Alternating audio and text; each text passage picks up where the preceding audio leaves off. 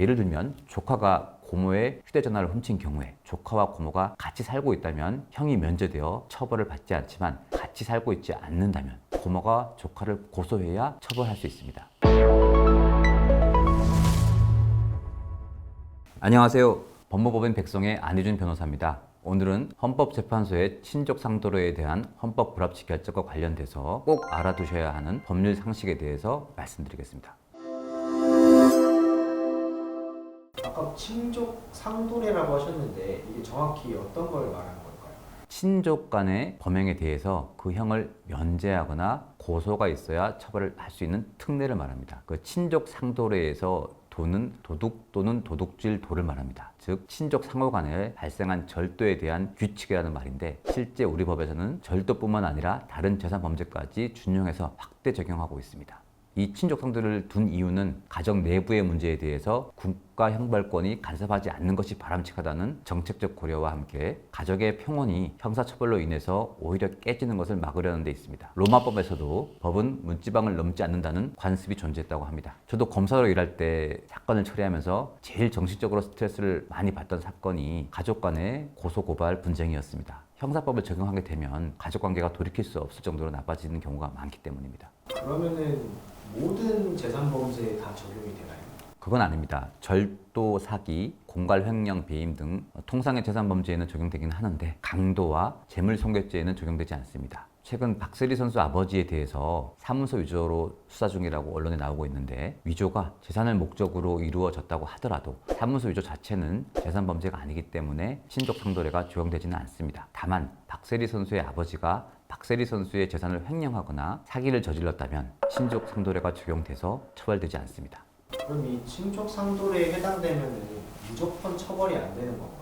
그건 아닙니다. 친족 상도례에는 두 가지 종류가 있습니다. 첫 번째는 형법 328조 1항에 해당되는 아주 가까운 친족 관련인데 이 경우는 형을 면제합니다. 형을 면제한다는 것은 죄는 되지만 처벌을 할 수 없다는 걸 말합니다. 고소를 하더라도 공소권 없음으로 불송치되거나 불기소가 됩니다. 여기에는 직계혈족, 즉 직계존속인 아버지나 어머니, 할아버지, 할머니, 또 직계비속, 자식이나 손주가 해당됩니다. 또 배우자, 즉 부부간에도 형을 면제합니다. 이런 직계혈족이나 배우자는 같이 살지 않더라도 형이 면제됩니다. 그 외에 친족이나 가족, 그 배우자는 같이 사는 경우에만 형이 면제됩니다. 친족은 민법 규정에 따르는데 8촌 이내의 혈족, 4촌 이내의 인척과 그 배우자를 말합니다. 두 번째는 형법 328조 2항의 친족인데 앞서 말씀드린 직계혈족이나 배우자가 아닌 약간 떨어진 친족이 동거하지 않는 경우에 해당됩니다. 이 경우는 친고죄, 즉 고소가 있어야 공소 제기할 수 있습니다. 즉 피해자가 고소를 해야 수사를 받고 처벌받게 할 수 있습니다.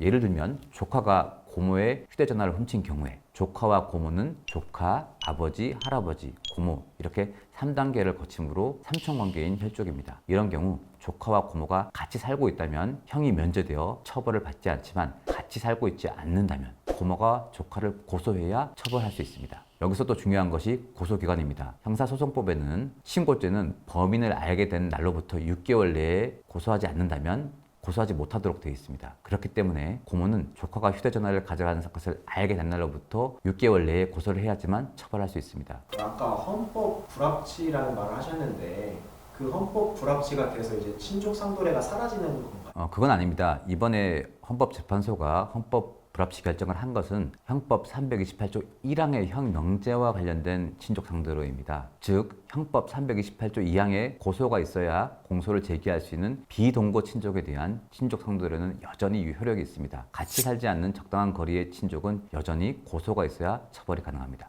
그러면은 이번에 이 친족 상도례 그 부분이 헌법 불합치된 이유가 무엇인가요? 헌법 제27조 5항에는 형사 피해자는 법률이 정하는 바에 의하여 당해 사건의 재판 절차에서 진술할 수 있다. 이렇게 규정하고 있는데 형사 피해자의 재판 절차 진술권을 보장하고 있는 것입니다. 즉 피해자는 재판에서 억울함을 풀 수 있는 권리가 있는 것입니다. 그런데 현행 친족 상도례는 친족이라는 이유만으로 처벌이 되지 않기 때문에 이런 권리가 보장되지 않습니다. 피해자가 가족 내 취약한 지위에 있는 구성원인 경우 경제적 착취를 용인하는 결과를 초래할 수도 있고 고액의 재산 범죄나 공갈, 특수절도는 처벌 필요성도 있는데 이런 사건의 피해자는 재판 진술권을 침해당한다고 보았습니다. 이번에 헌법 불합치된 사건들도 지적장애 3급의 장애인에 대해 동거하던 삼촌이 준사기 횡령한 사건, 또 계부가 자신의 돈을 횡령한 사건, 파킨슨병을 앓고 있는 부친의 자녀들이 부친의 돈을 횡령한 사건, 동생과 그 배우자가 어머니 명의의 예금을 횡령한 사건, 이런 사건에서 피해자들이 고소를 해도 수사가 진행이 되지 않자 헌법 소원을 제기했고 이것이 받아들여진 것입니다. 그러면은 앞으로는 어떤 식으로 될까요?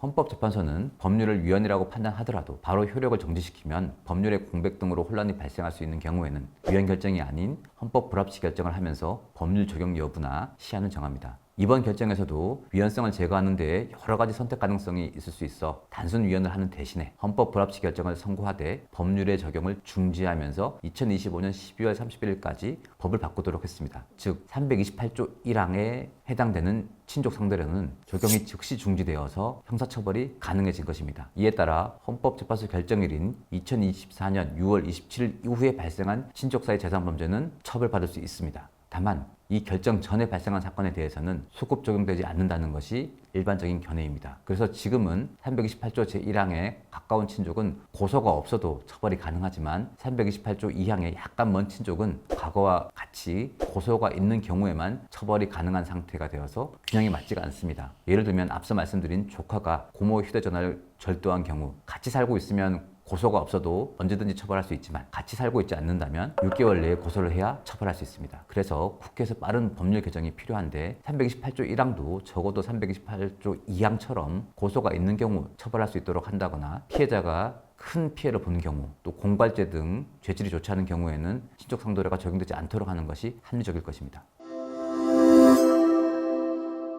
오늘은 친족 상도례의 헌법 불합치 결정에 대해서 말씀드렸는데요. 앞으로는 친족 간의 재산 범죄에 대해서 과거와 달리 형사처벌이 될 수 있습니다. 특히 국회에서 법률이 개정되기 전까지는 가까운 친족은 고소가 없어도 처벌될 수 있습니다. 다만 동거하지 않는 먼 친족은 여전히 고소가 있어야 되고 6개월 내에 하셔야 됩니다. 지금까지 법무법인 백성의 안희준 변호사였습니다. 소중한 시간 함께해 주셔서 감사합니다. 내용이 도움이 되셨다면 구독과 좋아요 부탁드립니다. 감사합니다.